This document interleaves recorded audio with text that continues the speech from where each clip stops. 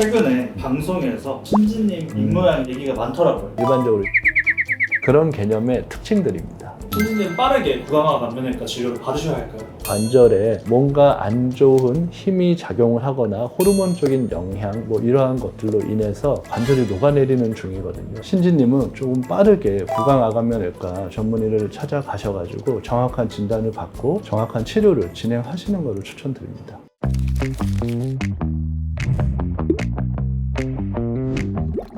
안녕하십니까. 서울대학교 구강아간면외과 전문의 맥스구강아간면외과 박지봉 원장입니다. 최근에 방송에서 신지님 입모양 얘기가 많더라고요. 좀 입모양이 어색해졌다, 잘 못 씹을 것 같다, 입이 좀 안 맞을 것 같다, 분명히 이제 조금 신지님이 달라졌다 느껴지는데 그게 정확히 모르겠다 반응이 있더라고요. 사실 그 댓글들이 굉장히 정확하게 한 가지 현상을 짚고 있는데, 입이 안 다물어진다, 잘 씹지 못한다, 앞니가 잘 안 맞물린다, 이런 것들이 결국에는 오픈바이트라고 얘기하는, 일반적으로 개방교합이라고 많이 말하는 그런 개념의 특징들입니다. 이게 환자분들께서 흔히 부정교합이라고 하면 아랫니가 이렇게 많이 튀어나오거나 턱이 많이 들어가서 안 맞고 이러한 것들만 떠올리시는 경우가 있는데, 어금니만 맞고 앞니가 이렇게 떠있는 개방교합도 부정교합의 한 종류입니다. 그럼 이제 어떻게 다른 걸까요? 우리가 이제 주걱턱이나 무턱 이런 것들은 윗턱과 아래턱의 전 후방적인 문제죠. 그래서 윗턱보다 아래턱이 많이 나가 있으면 클래스 3, 뒤로 들어가 있으면 클래스 2 골격성 부정교합 이렇게 얘기를 하는데, 오픈바이트 같은 경우는 어떻게 보면 조금은 수직적인 문제입니다. 뒤에 어금니는 닿는데 앞에가 이렇게 떠 있는. 그래서 이게 단순하게 심미적인 문제만을 말씀드리는 건 아니에요. 이거 자체가 질병이고, 부정교합 중에서도 개방교합이라고 앞니가 떠 있는 것이기 때문에 이러한 경우에는 어느 정도 수준까지는 교정치료로 되고, 만약에 이 수준 이상이 됐을 때는 수술적 치료가 필요하고, 만약에 수술을 해야 되는데 교정으로 하면은 다시 재발되는 경우도 굉장히 많은 질환이기도 하고요. 그 원인이 단순히 성장하면서 이렇게 개방교합이 되는 경우도 있고, 관절이 녹으면서 뒤로 밀리면서 이렇게 되는 경우도 있고 해서, 오늘은 이런 부분들에 대해서 조금 카테고리별로 설명을 드리면 도움이 되실 것 같습니다.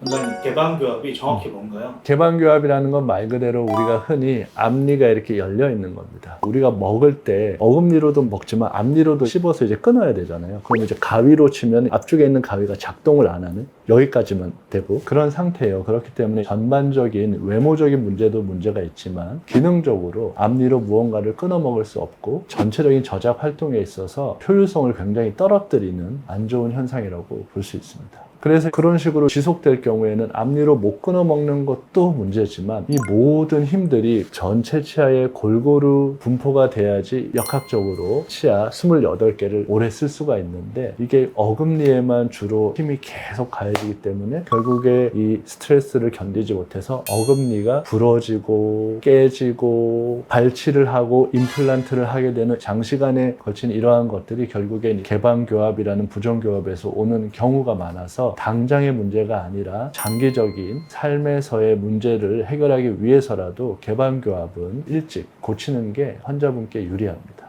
원장님, 이 개방교합이 당장은 괜찮을 수 있어도 나이가 들수록 점점 더 힘들어질 수 있는 거네요. 그렇죠. 당장 이제 심미적으로 이렇게 벌어져 있다, 이거의 문제가 아니고, 이게 시간이 지나 20대, 30대, 40대, 50대 이렇게 되면 될수록 어금니 쪽에 모든 스트레스가 가해져가지고 결국엔 그쪽이 다 망가지는 거예요. 저작의 비효율성, 이것도 마찬가지고요. 그리고 이제 발음에 있어서도 우리가 앞에가 떠 있으면 발음을 하는데도 말이 좀 세게 되죠. 이러한 것들이 사회생활을 할 때도 문제를 야기할 수 있기 때문에 이런 의미에서도 좀 고치는 게 좋습니다. 그리고 또 추가로 공통적으로는 이러한 개방교합 환자분들이 닭이냐 달걀이냐의 문제이긴 하지만, 개방교합 때문에 구호흡을 더 심하게 하는 경우도 있고, 입으로 숨 쉬는 것들을 많이 하기 때문에 이제 개방교합이 생기는 경우도 있고. 한의사분이 턱관절에 문제가 있어서 개구장애가 있다. 그리고 신지님도 나이 들수록 턱이 좀 뒤로 갔다. 연골이 갈아서 턱관절이 안 좋아서 한쪽 턱에 연골이 없다. 실제로 그 부분이 사실 저도 제일 처음에 개방교합이 되었다는 내용을 보고 가장 먼저 의심했던 내용인데, 여성분들 중에 특히나 출산을 한 전후로 아니면 20대 전후로 갑자기 턱 관절이 확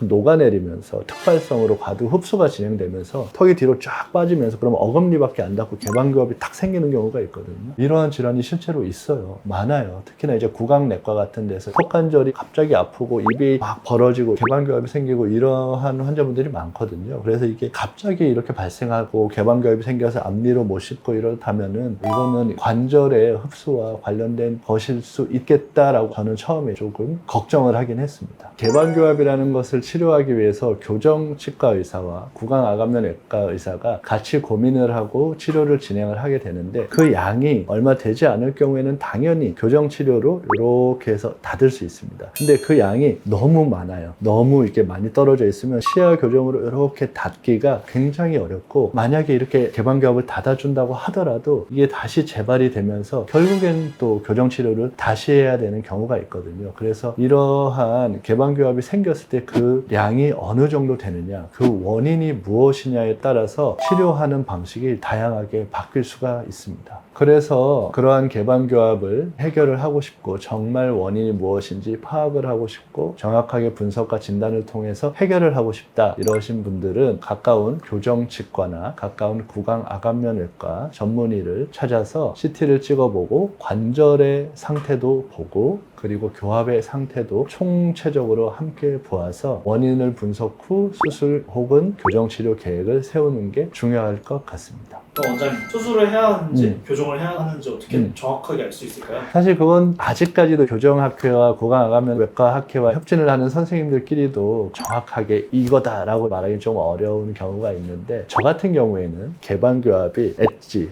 팁과 아래 치아 팁 사이의 거리가 한 4mm 이상 벌어졌다. 그러면 이거는 수술이 필요하겠구나 라고 생각을 합니다. 보통의 전문의 선생님들께서 정도의 차이가 조금 있긴 하겠지만 4mm 전후로 해서 수술을 해야겠다 안 해야겠다를 조금 결정을 하시는 것 같습니다. 거기에는 뭐 단순히 치아와 치아 사이의 거리만 보는 것이 아니라 그 구치부 교합도 좀 봐야 되고, 실제 관절의 녹은 정도, 그리고 관절의 녹은 정도가 처음부터 그랬는지 아니면 갑자기 어느 순간부터 계속 이렇게 녹고 있는지, 딱 특정 시점이 아니라 긴 롱텀한 기간에 대해서도 좀 평가를 하고 봐야 되기 때문에 환자분들이 왔을 때 상담을 할 때 조금 더 깊고 넓게 상담을 하고 CT나 이런 거 총체적으로 판단을 해서 결정을 해야 되는 부분이기도 합니다. 원장님, 개방교합이 심하신 분들이 수술을 안 하고 방치하게 되면 점점 더 나빠지기만 하는 건가요? 그렇죠. 개방교합이 심한 예를 들어 5mm 이상 뭐 이런 환자분들 같은 경우에서 수술을 안 하고 교정치료만으로 했다. 1번. 그랬을 때는 이제 다시 재발할 확률이 굉장히 높고, 두 번째는 아예 교정도 안 하고 단순 방치. 그런 경우에는 구치부 교합이 점점 더 무너져 내려서 향후에 전체적인 저작, 발음, 호흡 이런 쪽으로 더 큰 문제가 생길 수 있고, 세 번째로는 단순히 방치를 했는데 원래 그런 게 아니라 점점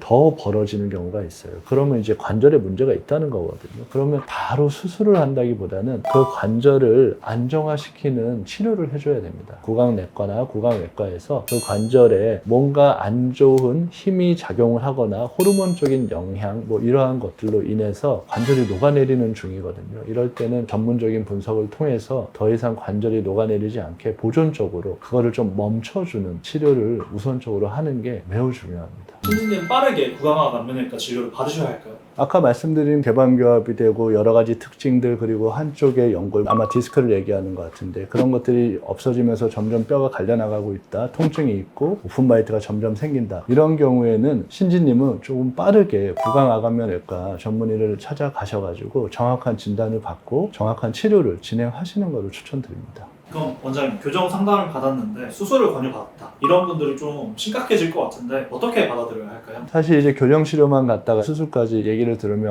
너무 놀래죠. 수술이라는 것 자체도 좀 무섭고, 그리고 회복 기간이라든가 어떻게 보면 좀 비용적인 면도 당연히 고려할 수밖에 없고, 그래서 이러한 부분들이 좀 걱정돼서 어떻게든 수술을 안 하고 싶은 마음이 드실 수는 있겠지만, 일반적으로는요, 치과 선생님들, 특히나 이 교정치과 선생님들이 웬만하면 수술을 안 권합니다. 정말 웬만하면. 환자들이 싫어하는 거 알고 본인도 좀 더 복잡해지고 한편으로는 좀 신경을 써야 되는 그런 상황이 되기 때문에. 하지만 교정치과 선생님이 그런 식으로 상의를 해봐야 되지 않겠냐 이렇게 조언을 해주시고 의뢰를 주시고 하신다면, 그런 경우에는 단순히 교정치과만으로 해결될 가능성이 낮아 보이거나 위험해 보이기 때문에 하는 말이기 때문에, 반드시 구강암면외과 전문의 선생님과 한 번 더 상담을 통해서 수술적인 치료까지도 고려는 해보시는 것을 추천드립니다. 오늘 오늘은 이제 신지 씨 얘기를 조금 하면서 갑자기 개방교합이 생기고 입이 벌어지고 발음이 새고 앞니로 못 끊어 먹고 턱관절이 아프고 이러한 것들을 함께 얘기를 하면서 개방교합, 오픈바이트, 부정교합의 한 종류인데 이 부분에 대해서 말씀을 한번 드려보았습니다. 환자분들께서도 내가 이러한 것들과 좀 유사한 어떤 증상이나 뭔가 점점 진행되는 그러한 느낌을 받고 계신다면 지체 없이 가까운 구강암면외과 전문의에게 찾아가셔가지고 지금까지 있었던 히스토리와 그 엑스레이, CT, 지금 현재의 교합 그리고 지금 현재의 기능적인 문제 이러한 것들을 총체적으로 함께 상담을 하셔서 진단을 받으시고 이후에 어떤 치료에 대해서 같이 상의를 해보시는 것을 추천드립니다. 마지막으로 꼭 말씀드리고 싶은 건 개방교합이라고 해서 꼭 수술을 해야 하는 게 아니에요. 대부분의 경우에는 교정치료로 해결할 수 있거든요. 그러니까 너무 걱정하지 마시고 진료를 한번 받아보시면 좋을 것 같습니다. 오늘의 내용이 도움이 되셨다면 구독과 좋아요, 알림 설정 꼭 부탁드립니다. 지금까지 서울대학교 구강암면외과 전문의 맥스 구강암면외과 박재봉 원장이었습니다. 감사합니다.